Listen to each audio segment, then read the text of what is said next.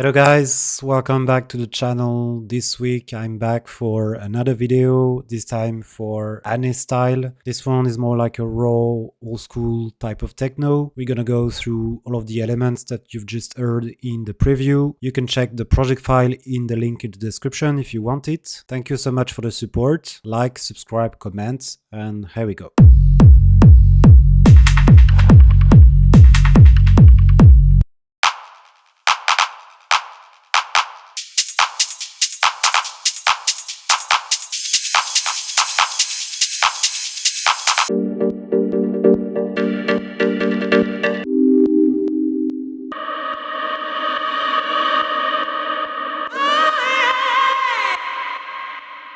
Okay, so I'm gonna start with the kick bass group. So for this type of techno, you usually have either a kick rumble or sometimes a kick bass. So this time I chose kick with a bass. So this is my kick bass. So I got a lot of group processing, of course. I'm gonna withdraw for now. I'm gonna start first with the kick. So here I'm just using a basic 909 first, which is a 909 here, like this, that I pitched up just one semitone like this. So I'm gonna process it a little bit, especially add some saturation to get it a bit more beefy. So I'm gonna cut a bit of that mid-range because it's gonna be then boosted by the overdrive and the saturator. So here it's really the overdrive that gives the character. Then I'm just adding a bit of clipper like this, just to make it a bit more strong. And then I'm adding this Pro Q with a dynamic EQ. It's really to withdraw that boxiness in the mid-range, and I'm starting to implement those dynamic EQs from Pro Q, which is way more effective than just having a cut. It keeps the sound more full when it's not triggering that dynamic EQ, and I just withdraw the boxiness that I don't want when it's too loud. So this is the first layer. It's just a kick punch, and then I'm just adding a little top kick. It's just mild. Here, really just the transient. I don't want that top end. It's not really what we want for this style. That's why I'm cutting like this with an EQ. And I'm adding back just a slight EQ here because I'm going to boost back the high end in my group processing after. So I went here just to withdraw a bit of resonances. Those little talks that were a bit too much. So this is my kick punch.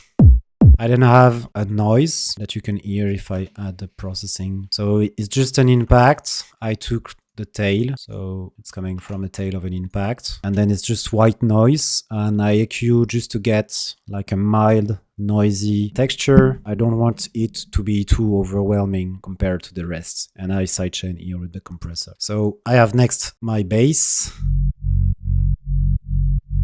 And it's a pretty straightforward pattern, but I have some movement that comes from this bass. So I've used this factory preset from Serum 2, which is Retro 280. And then I just tweaked a bit the filter so that it gives the tone that I wanted. I distort it to make it more dark and a bit stronger with some harmonics. I make the bass in mono, I sidechain, and here I really just want like the bass and the sub. And depending on your taste, you can keep it mono or keep some sides, and it's gonna give me this bass sound. And then I'm just gonna beef it up again a little more and just compressing the whole thing. So I'm first adding this saturator preset from Ableton. But it's like very mild, just a little bit of wet. Then making it more clean. So especially here it was resonating here and also here. Then I'm adding multi-band compression.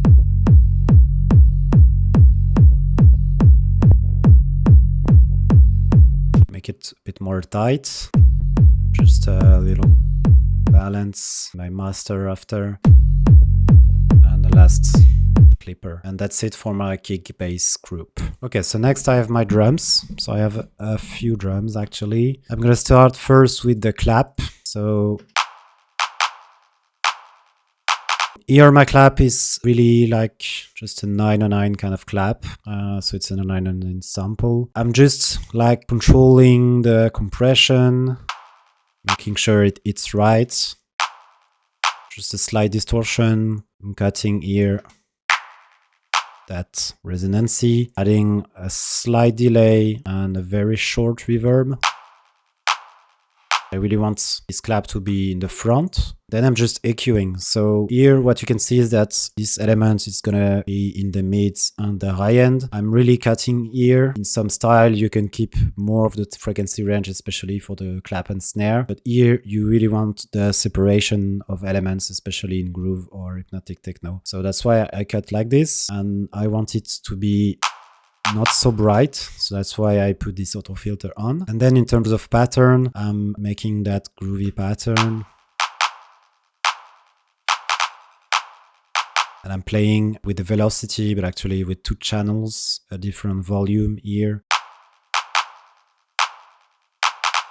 I'm creating this pattern. I'm switching a bit here to a straightforward clap, and then I bring back this pattern. And that's pretty much how I did this clap. Just here for my break, I created a reverse clap. And to do this, it's very simple. You just take your clap sample, you put it on a channel, you add a reverb here, 100%. I think I put it like a plate reverb, and I just cut it like the mid-range so that it's not too muddy, and then I just freeze and flatten, and you get this sample. You then just duplicate it, reverse it, and you can create your own sweeps. I do that in several videos, you can check it. For the next element, I have a shaker. So here, to make this pattern, I actually took like a sample that I like in terms of groove. So you can take like any top loops actually. So for instance, if I take this one, you can use this tool from Ableton, which is convert drums to new MIDI track. And it's gonna create this thing, and you can actually use this pattern as a groove for your drums. So that's what I did for this one, but I used like a shaker loop that I like, but I didn't like the sound from that shaker, so I just chose one shaker that I like more, which was more acoustic. So this one, and I just kept that pattern.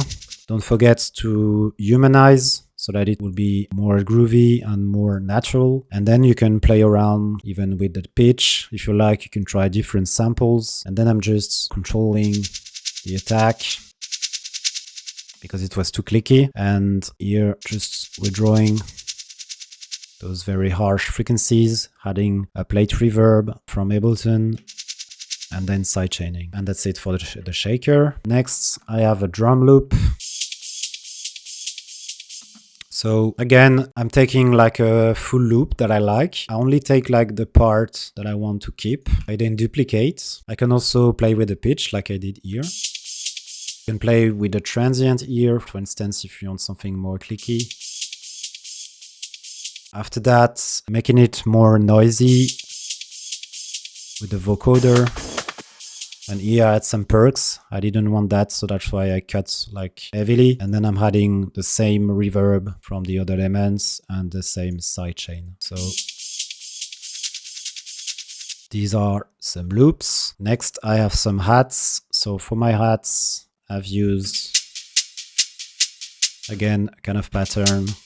Here, just took like the part that I wanted, duplicated, sidechain, EQ. And this one, I made it myself. I took like a sample from Ableton, just a normal hi-hat closed, and then creating that groove. So with the velocity, that's the volume is lower here, creates this very groovy rhythm, and then same thing, reverb, EQ, sidechain. And finally, I have here an hi-hat. Again, taking one sample and creating a groovy rhythm with the volume here. I like to work in audio, I can see better what I do. That's why I do like this. Could have used MIDI actually. And then same thing, just creating some different patterns, same reverb, EQ, and sidechain. I have a second open hat, which is more like a stronger, straightforward 909 open hat. So I just used it out of the box like this, and EQ, reverb, sidechain, and finally a ride with that typical movement. I pitched it up, so you can try different pitch to see what fits better for the track. Managing the harsh frequencies, especially for those rides, usually you have very high frequencies. So I like to use also dynamic EQ here, and then my sidechain and my reverb. And that's how I did it for my drums. I didn't just have a last EQ for the group. It was in the mixing phase to make everything coherent with the rest of the track. And that's pretty much it for the drums. So next, I have a few elements, either some Foley's or some Percs that are going to accompany my track. So first, I have this little Foley, which is like a kind of sweep. So it's just to give a bit more background elements to the track, especially in the intro. So I'm creating those weird texture thanks to the grain delay, which is a very effective technique, and I'm creating something very dynamic and moving in the background with a filter delay. It really creates something. I just had even another delay, just some reverb. So actually it's this one that's working, late reverb, the same one from the other tracks, and here just a sidechain. I have then two Percs that kind of work as a call and answer. So I just took like some Percs samples, like very random, that suit to the track, so you can try different samples. And then I'm creating that call and answer from the two elements. Both elements use the same room with the reverb here, and I create something that I like more.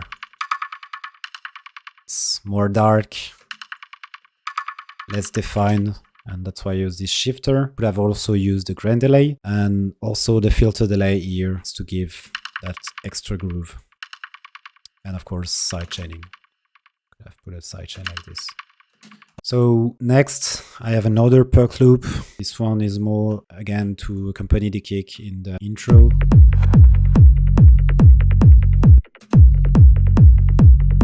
I made this pattern here with some velocity movement, and I took like a perc. I tried different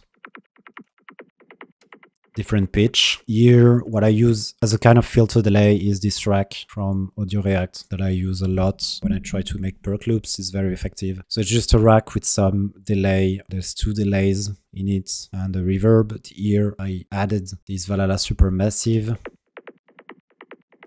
which is very effective to make those kind of sound, almost like IDM sounds, and then my sidechain. And that's pretty much it for the Percs. So then I have my leads. So for the leads, I'm using a dub sound. So it's typically just a chord, a minor chord. So if you want to do this kind of chord, you just take like your root note, and you can make just like a +3 and a +7, and you get yourself a minor chord. So any sound, like any synth.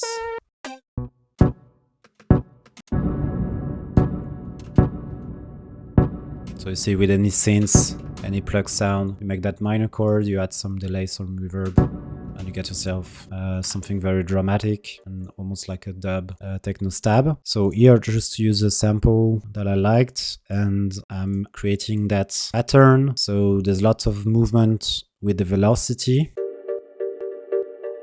Some notes are stronger than some other, and I actually made two different channels. There's this group, which is more in the low end. I'm using this auto filter. So this one is like higher in pitch. This one is 1 octave below. And have I added this on top? And then I make it come like stronger after the intro. So this lead is basically this dub stab, and then I think here I'm just controlling it to be more in the center. I'm managing the compression, the attack on the sample, then adding a bit of movement with some delay, some character with the amp, making sure it's in the center. Then I'm just sidechaining here on my group. A little bit of dynamic EQ also, and here it's just the same rack. And of course here in terms of automation, so there is a constant stab underneath my kick, which is very common in the tracks of ANNÄ. And on top of that, I'm gonna play with the auto filter here to make my second layer come and go as the track evolves. So especially in the breakdown, then I bring it back for the drop, this kind of stuff. So it's here on the right because the sample was not centered, and as it's an important lead, I want really this to be in the center. That's why I make this. And that's pretty much it for this lead. Then I have this synth. So here's just a note, again, a minor chord that I play. Very dramatic also. And this one is made from Serum. So I just took a basic sine wave and then I'm creating like a swell. So just a filter and a very slow attack like this. Just some delay and reverb to make it lively. Some auto pan also to make it even more lively and move in the background. And then it's just this very mild sound and very classic minor chord that just comes, and here I'm just playing it like every bar, and then after a bit quicker, and then I go back to every bar. I'm sidechaining also, of course, and that's how I did it. And finally, I have some vocals. So what I use here is some kind of a gospel vocal. I think that's what she uses a lot in his tracks. So I found those vocals. I took some parts of this vocal to make some sweeps. So again, just take this part of the vocal. You put your reverb 100%. I took a plate here, a very long decay. I'm cutting just here because it was resonating, and also usually you have some mud in that frequency area. Then you put freeze and flatten, and you're gonna get those tails like this. Once you have your tail, just duplicate, reverse, and then you can make your swell. So that's how I did it. And so here I'm just using those sweeps here and there. Here's a different one that I made from this vocal. Here again, another one, and sometimes I put like the full